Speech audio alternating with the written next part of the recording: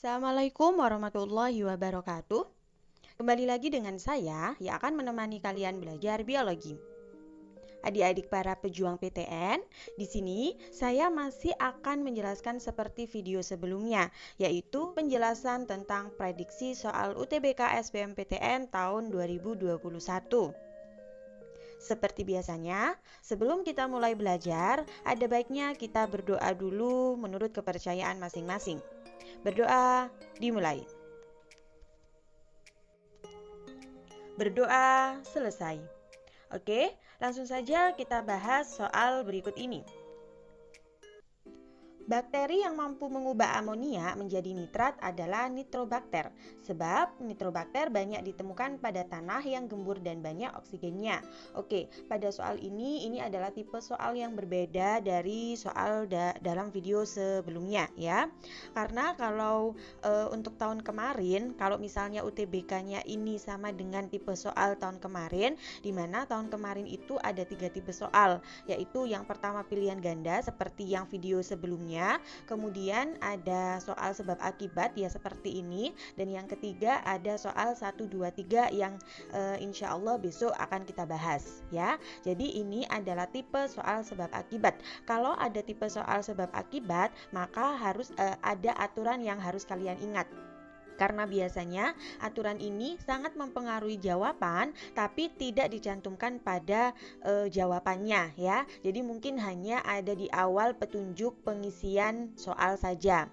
Jadi kalian harus sudah ingat betul apa aturan dari tipe soal sebab akibatnya. Jadi sekarang saya kasih tahu dulu aturan dari tipe soal sebab akibat. Oke.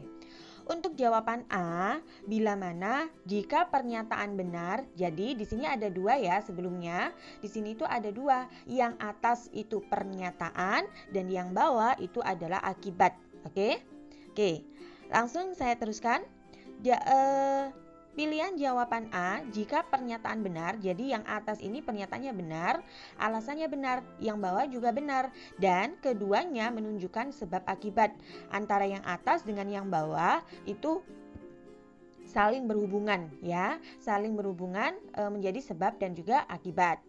Itu adalah pilihan A. Kemudian kalau misalnya pilihan B ya, pilihannya B, jika pernyataannya benar, alasan benar, namun keduanya tidak menunjukkan sebab akibat.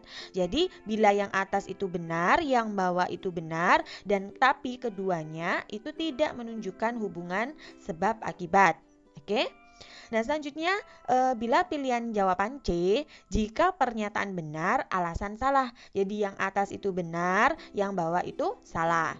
Dan yang D, jika pernyataan salah, alasan benar. Kalau yang D ini kebalikan dari yang C ya. Jadi bila yang atas itu salah tapi yang bawah benar, itu baru dijawab D. Dan yang terakhir jawaban E, jika pernyataan dan alasan salah. Jadi ketika kedua-duanya ini salah, maka kalian harus menjawab E. Ini adalah aturan dari tipe soal sebab akibat. Oke. Jadi, dari tipe soal sebab akibat ini, kita harus menganalisis satu persatu dari pernyataan maupun akibat. Jadi, untuk yang atas dan juga yang bawah, itu harus dianalisis satu persatu. Apakah itu salah atau benar gitu ya. Nah, kalau benar, misalnya benar kedua-duanya, baru dicari tahu apakah yang atas itu atau pernyataannya itu berhubungan dengan yang bawah gitu, atau sebaliknya. Oke, mengerti ya? Oke, kalau sudah mengerti, sekarang kita lanjutkan ke pembahasan soalnya. Oke, dari soal ini adalah soal yang menjelaskan tentang daur nitrogen ya. Sebenarnya saya sudah pernah menerangkan tentang daur nitrogen ini tepatnya pada pembahasan soal KSM Biologi Terintegrasi tingkat kabupaten soal nomor 1. Nanti saya kasih linknya di atas ya. Namun di sini saya hanya menjelaskan sedikit saja melalui gambar daur nitrogen ya. Jadi yang namanya nitrogen itu sangat penting bagi tumbuhan maupun hewan. Namun Namun nitrogen yang ada di udara ini tidak bisa langsung dimanfaatkan oleh tumbuhan ataupun hewan. Jadi harus diubah-ubah dulu menjadi daur nitrogen ya. Dimulai dari yang pertama, adanya nitrogen di udara bebas ya, atau dalam bentuk N2. Nah, N2 ini tidak bisa langsung dikonsumsi oleh tumbuhan dan juga hewan. Jadi perlu ada prosesnya. Bagaimana prosesnya? Prosesnya nitrogen di udara ini akan difiksasi oleh bakteri nitrogen. Di sini dilihat ya, di sini ada dua cabang. Ini adalah cabang yang pertama dan ini adalah cabang yang kedua. Kenapa bisa begitu? Karena ini berhubungan dengan tanaman yang nantinya akan memfiksasi nitrogen.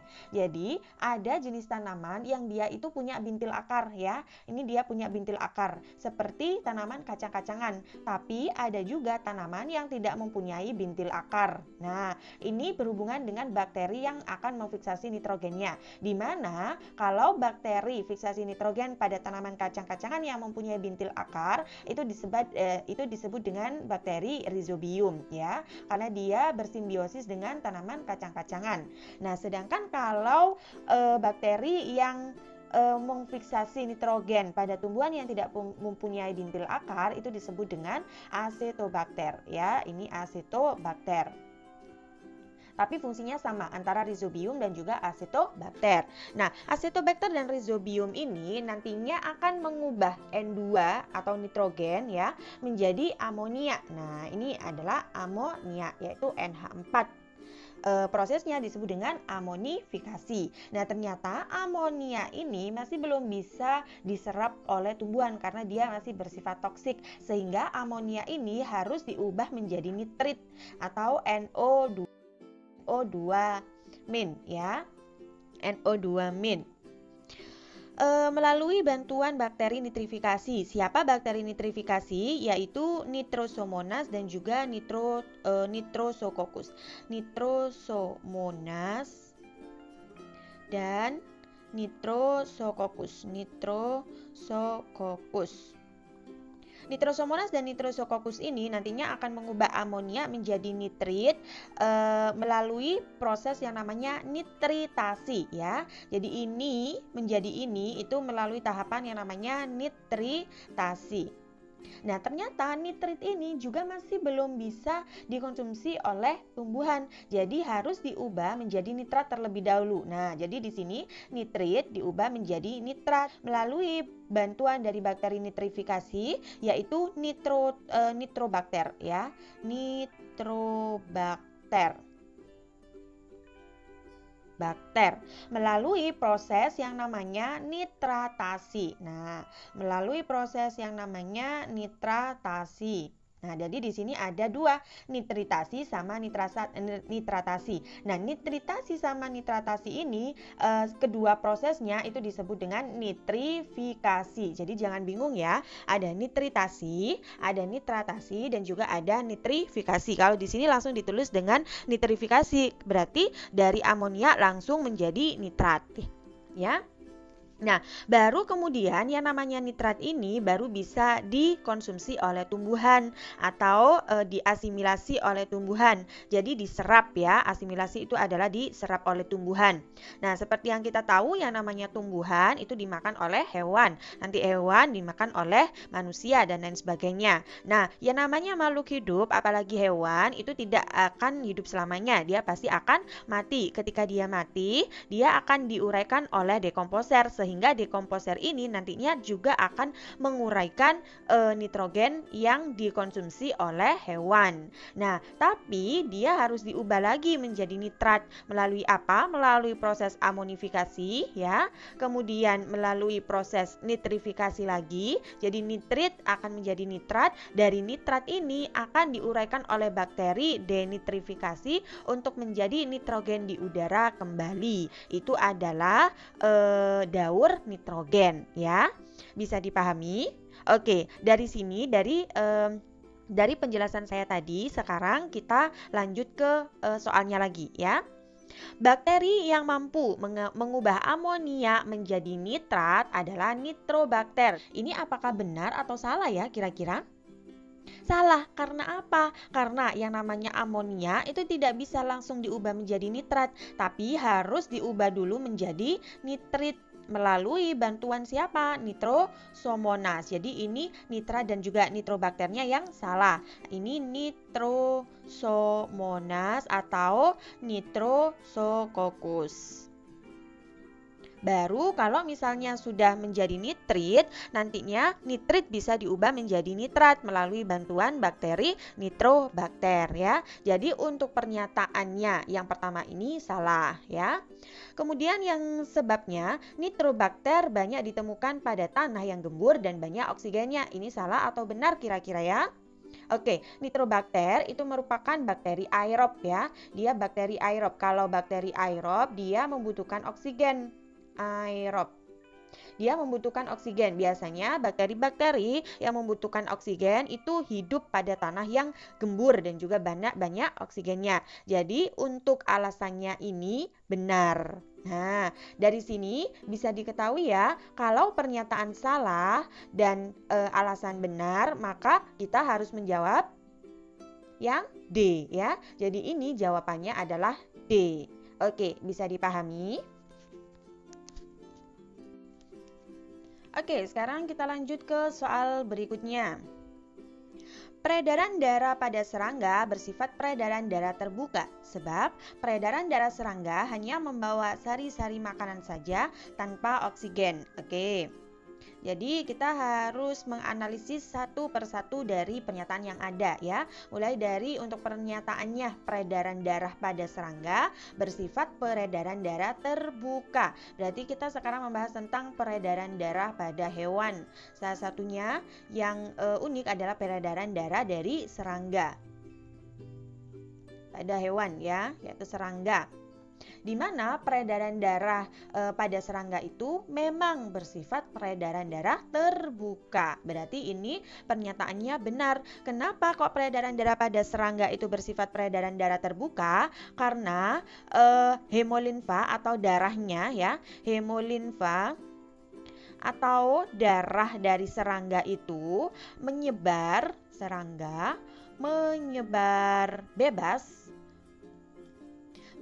bebas ke seluruh tubuh serangga.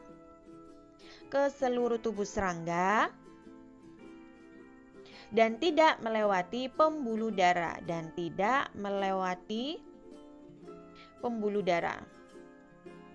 Oke. Ini adalah peredaran darah dari serangga. Jadi hemolimfa atau darahnya itu menyebar bebas ke seluruh tubuh, tapi tidak melewati pembuluh darah. Nah, pembuluh darah yang ada di serangga itu sebenarnya juga ada manfaatnya selain untuk membawa darah. Untuk membawa apa lagi? Untuk membawa sari-sari makanan ya. Jadi dia walaupun tidak membawa darah ke seluruh tubuh, tapi dia membawa sari-sari makanan untuk diedarkan ke seluruh tubuh. Jadi itu adalah peredaran darah pada serangga. Untuk pernyataannya berarti benar ya. Kemudian kita lanjut ke alasannya. Di sini dikatakan bahwa peredaran darah serangga hanya membawa sari-sari makanan saja tanpa oksigen. Nah, di sini benar atau salah? Benar atau salah? Di sini dikatakan bahwa peredaran darah serangga hanya membawa sari-sari makanan saja. Ini benar, tanpa oksigen. Ini juga benar. Karena apa? Karena di peredaran darah serangga ini dia tidak mempunyai hemoglobin ya. Karena dia tidak punya hemoglobin.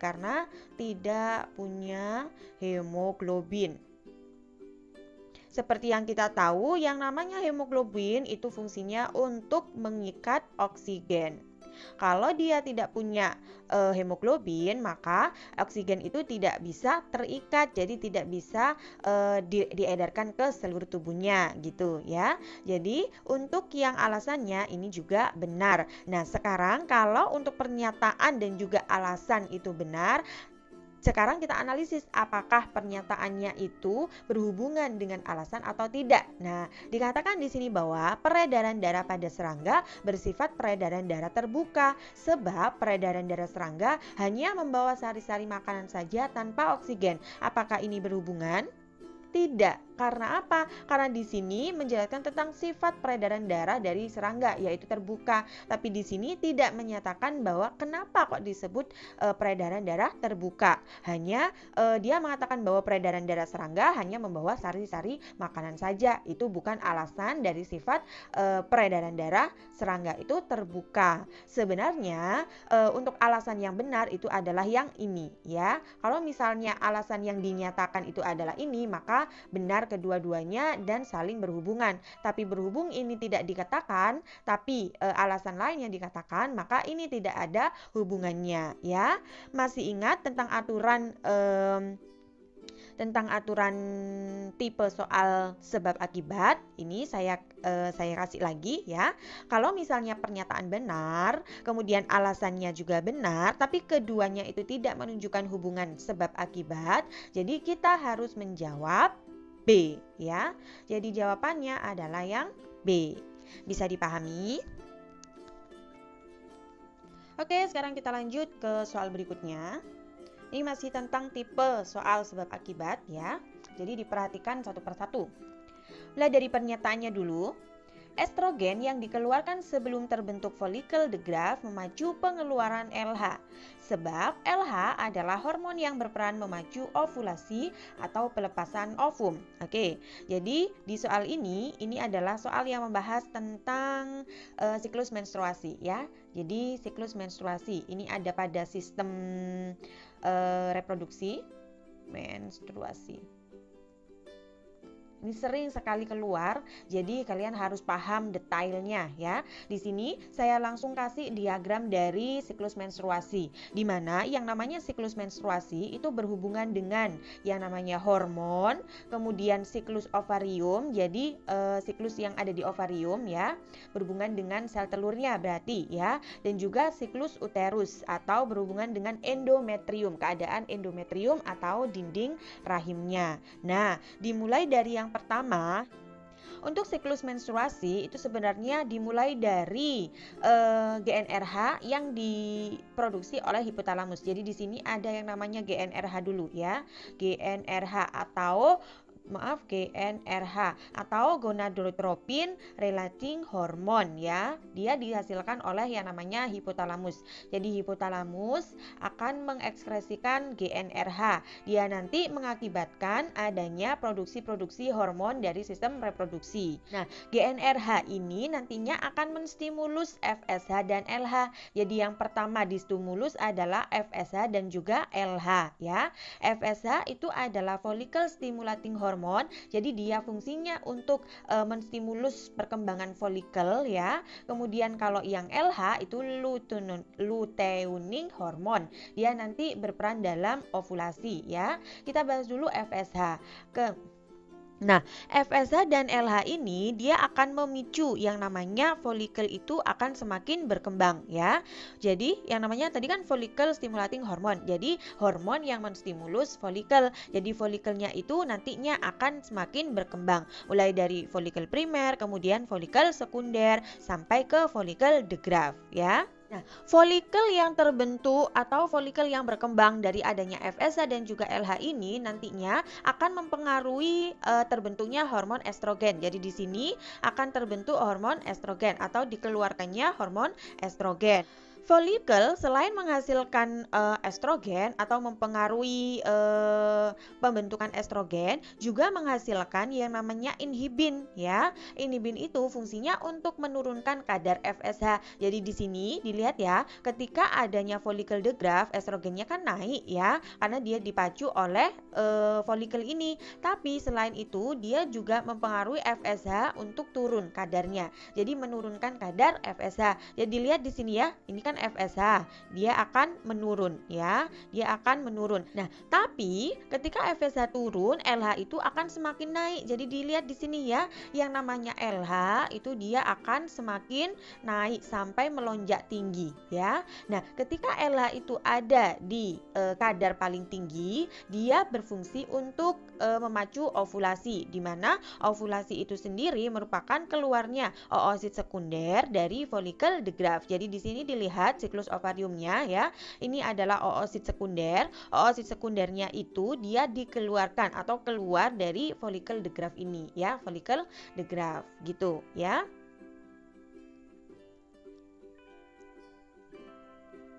Nah, karena oosit sekunder itu sudah keluar dari follicle the graft ini, maka nanti akan menstimulus follicle menjadi corpus luteum. Maaf, ini corpus luteum ya. Jadi, follicle the graft ini ketika sudah ditinggalkan oleh oosit sekunder, maka dia akan menjadi corpus luteum. Nah, adanya corpus luteum ini dia akan menstimulasi perkembangan hormon estrogen dan juga progesteron. Jadi di sini dilihat ya, ini kan hormon estrogen.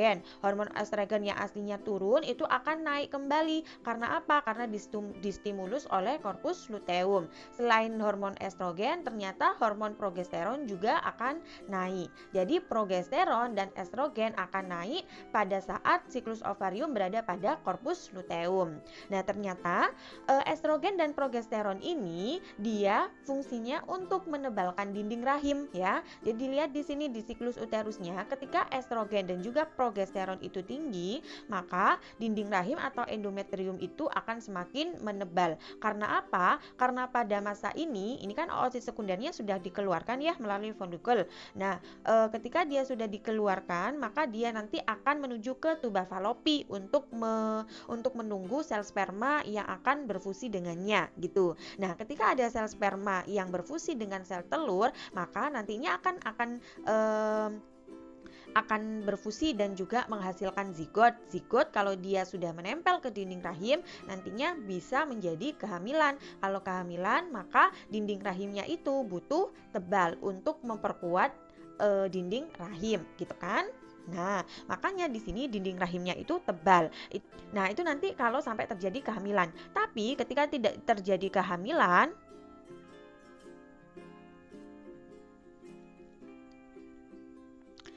tapi ketika tidak terjadi kehamilan, maka corpus luteum ini nantinya akan berubah menjadi corpus albicans. Nah, di sini ya, corpus luteum itu nanti akan menjadi corpus albicans. Ketika corpus albicans ini ada, maka secara otomatis yang namanya estrogen dan progesteron itu langsung turun kadarnya ya. Dilihat di sini. Ketika terjadi corpus albicans, estrogen dan juga progesteron dia akan turun kadarnya. Ketika estrogen dan progesteron itu turun, maka tidak ada yang menjaga endometrium. Akhirnya apa? Endometriumnya itu akan meluruh. Nah, dan di sini terjadilah siklus menstruasi karena peluruhan dari dinding rahim, di mana dinding rahim itu banyak mengandung pembuluh darah. Makanya kalau kita menstruasi itu akan mengeluarkan darah karena dari sinilah gitu ya. Dan ini siklus ini terjadi secara terus-menerus seperti itu terus. Makanya disebut dengan siklus menstruasi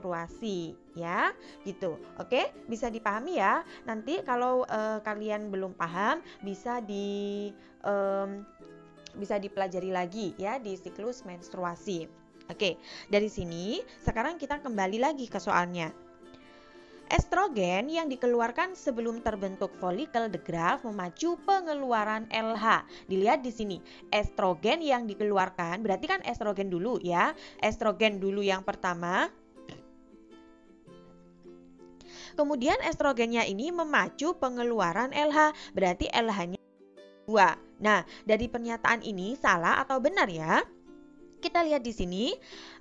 Pertama itu yang dikeluarkan adalah FSH dan LH, kemudian baru estrogen. Jadi kalau dari bagan di sini FSH dan LH duluan, baru yang namanya estrogen.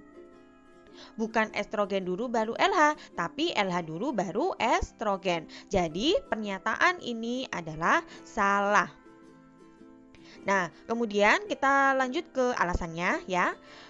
Sebab LH adalah hormon yang berperan memacu ovulasi atau pelepasan ovum. Oke, LH di sini sudah saya katakan bahwa LH yang kadarnya tinggi akan memacu terjadinya ovulasi atau pengeluaran oosit sekunder dari folikel. Jadi ini alasannya benar. Masih ingat tata cara penjawaban soal untuk tipe soal sebab akibat? Bila mana pernyataannya salah dan alasannya benar, maka kita harus menjawab Jawab apa ya? D. Iya, benar. Jadi jawabannya adalah D. Paham ya? Oke, kita lanjut pada soal berikutnya. Masih tipe soal sebab akibat. Burung hanya mempunyai satu ovarium saja, yaitu ovarium kiri, sebab ovarium kanan pada burung telah mereduksi sehingga tinggal satu ovarium. Oke, untuk soal ini kita membahas tentang alat reproduksi ya, masih pada sistem reproduksi tapi pada hewan. Sistem reproduksi di mana kita membahas tentang alat reproduksi burung atau aves ya. Jadi untuk alat reproduksi burung atau aves, selain pada burung elang, ovarium aves itu yang berkembang ternyata cuma satu, yaitu ovarium kirinya ya. Untuk alat reproduksi burung betina ya, selain elang, ovariumnya hanya satu, yaitu ovarium kiri, terletak di bagian dorsal rongga abdomen ya. Itu adalah ovarium dari si burung. Nanti saya kasih gambarnya ya. Nah, kenapa kok ovariumnya itu hanya satu? Biasanya kan ovariumnya dua, tapi ini kenapa kok ovariumnya itu hanya satu? Karena ovarium kanannya itu dia tidak berkembang. Ovarium kanan tidak berkembang.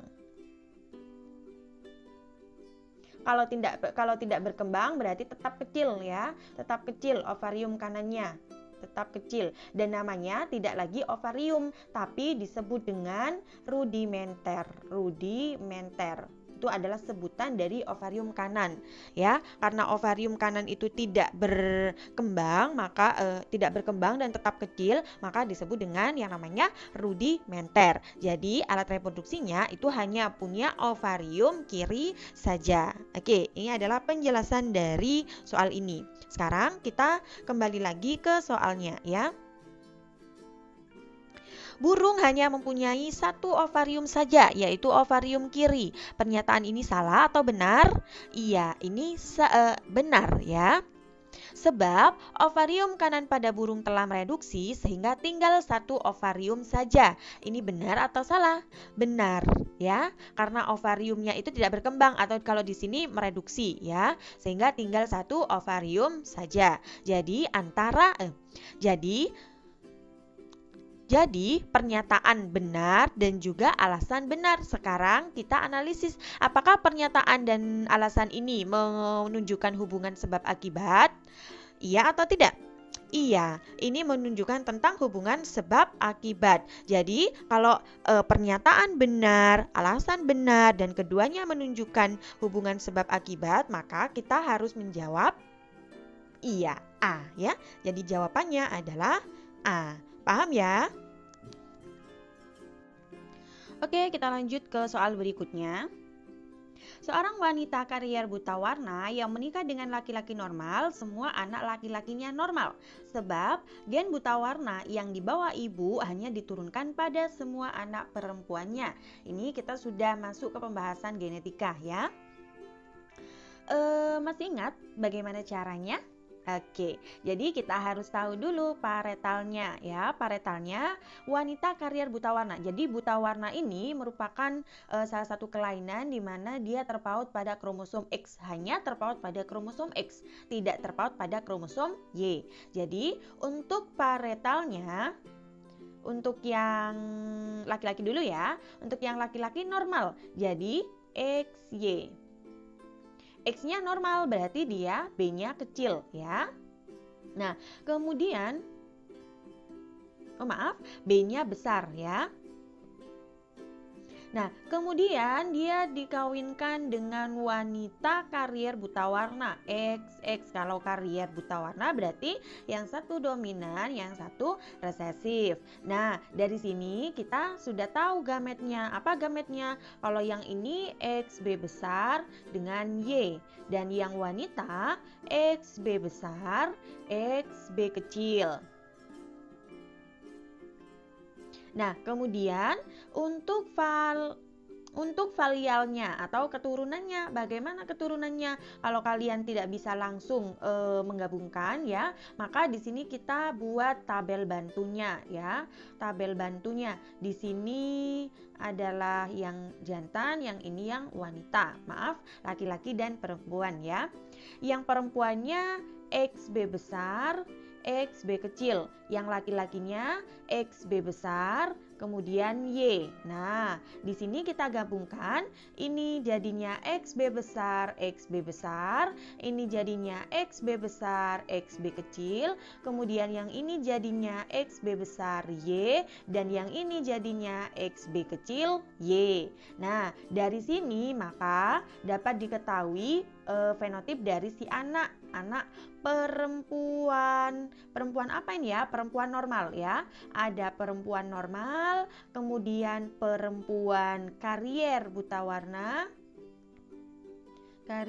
warna, kemudian laki-laki normal ya, laki-laki normal dan laki-laki buta warna. Nah, kalau kita presentasikan karena ini satu, jadi semuanya 25% ya. Persentase lahirnya setiap anak yang ada di sini ya. Oke, ini adalah penjelasan dari soal ini. Kemudian kita lanjutkan lagi ke soalnya. Pernyataan di sini mengatakan bahwa seorang wanita karier buta warna yang menikah dengan laki-laki normal, semua anak laki-lakinya normal. Dilihat di sini yang namanya laki-laki ada normal sama ada buta warna, sehingga pernyataan ini salah. Nah, sebabnya kemudian ini kita membahas tentang alasannya. Gen buta warna yang dibawa ibu hanya diturunkan pada semua anak perempuannya. Dilihat di sini, gen buta warna berarti yang XB kecil. XB kecil ini tidak hanya diturunkan pada anak perempuan saja, tapi juga diturunkan pada anak perempuan. Berarti ini alasannya juga salah. Kalau pernyataan salah, alasannya juga salah, maka kita harus menjawab iya, E ya. Bisa dipahami? Oke. Nah, sekarang kita lanjut ke soal berikutnya. Hipotesis endosimbiosis merupakan petunjuk penting adanya evolusi dari organisme eukariot menjadi prokariot. Sebab hipotesis endosimbiosis didasari dari adanya organel sel mitokondria dan juga plastida. Oke, ini sekarang kita membahas tentang teori endosimbiosis ya.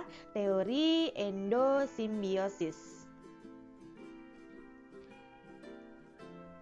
Di mana teori endosimbiosis ini adalah salah satu teori yang menyatakan asal-usul dari eukariot. Jadi eukariot itu apakah memang benar dulu itu langsung ada eukariot atau eukariot itu berasal dari sel prokariot. Salah satu dari teorinya adalah teori endosimbiosis, di mana endo itu dalam, simbio itu bersama, endo itu dalam, itu bersama, bio itu adalah hidup. Jadi hidup bersama di dalam ya. Nah, menurut teori endosimbiosis itu dulu ada yang namanya prokariot, yang namanya prokariot atau bakteri, di mana di sini ada bakteri aerob ya, bakteri aerob, dan juga ada cyanobacteria ya, dan juga ada yang namanya cyanobacteria. Nah, kedua bakteri ini dia masuk ke sel eukariot ya. Jadi, kedua bakteri ini dia masuk ke sel eukariot karena kedua bakteri ini bermanfaat, karena bakteri aerob itu kan dia bisa menghasilkan energi ya, menghasilkan ATP. Kalau cyanobacteria itu bisa membantu proses fotosintesis ya. Fotosintesis.